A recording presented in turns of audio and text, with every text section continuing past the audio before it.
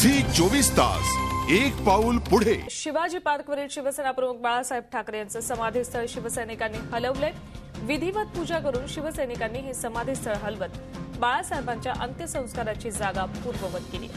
समाधीस्थळ हलवण्याची ही प्रक्रिया शांतपणे पार पडली। यावेळी पोलीस बंदोबस्त ठेवण्यात आला होता, मात्र शिवसैनिकांनीही संयमाची भूमिका घेत समाधीस्थळ हलवलंय। दरम्यान नवीन समाधीस्थळाबाबत आज चर्चा होणार आहे। दुपारी 1 वाजता मनपा गटनेत्यांच्या बैठकीत नव्या समाधीस्थळाबाबत प्रस्ताव मांडण्यात येणार आहे। या बैठकीत काय निर्णय होतो याकडे आता सगळ्यांचंच लक्ष लागलंय।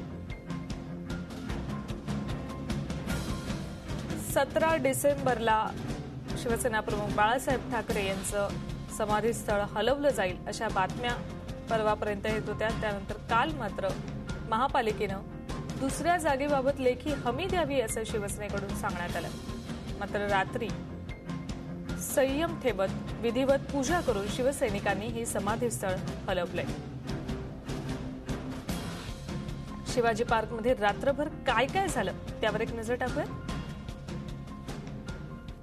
मध्यरात्री 12 वाजता समाधीस्थळाभोवती पडदे लावण्यात आले।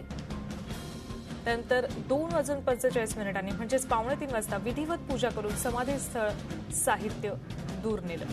पहाटे 4 वाजता छत्रपती शिवरायांच्या पुतळ्या शेजारी हालचाली वाढल्या। बाळासाहेबांचं पर्यायी समाधीस्थळ पुतळ्या शेजारी उभारण्याच्या हालचाली सुरू आहेत। शिवरायांच्या पुतळ्याच्या परिसरात पोलीस बंदोबस्तात वाढ करण्यात आली आहे। शिवाजी पार्कमध्ये सुभाष देसाई, मोहन रावळे, सदा सरवणकर उपस्थित आहेत। या 3 नेत्यांसह शिवसैनिकही मोठ्या संख्येने उपस्थित आहेत। समाधीस्थळ हलवण्याची प्रक्रिया शिवसेनेकडून शांततेत आणि संयमानं पार पाडली गेली। पोलिसांचा बंदोबस्त आणि शिवसैनिकांचाही तेवढा संयम यातल्या महत्त्वाच्या गोष्टी आहेत।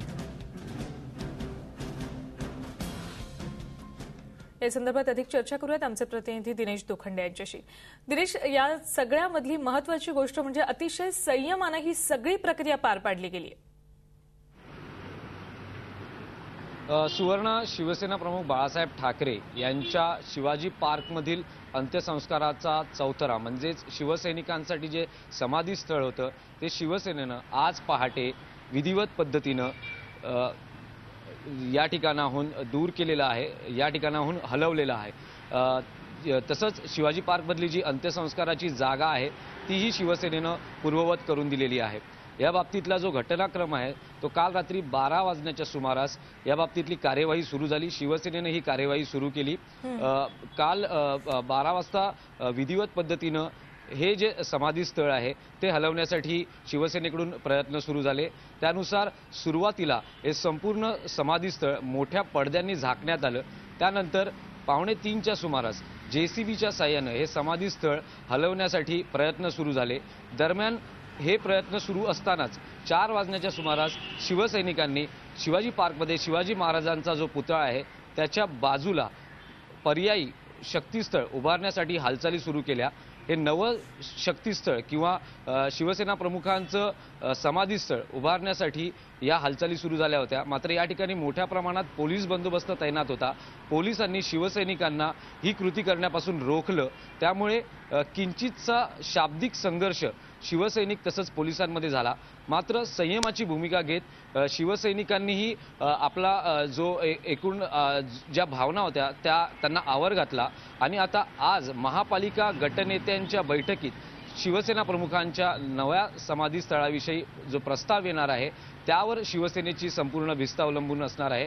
ज्या पद्धतीने शिवसेनेनं राज्य सरकार तसंच महापालिकेला 2 दिवसापूर्वी लेखी आश्वासन दिलं होतं, 17 डिसेंबरला शिवसेना प्रमुखांचं शिवाजी पार्कमधलं समाधीस्थळ हलवलं जाईल अशा पद्धतीचं हे लेखी आश्वासन होतं।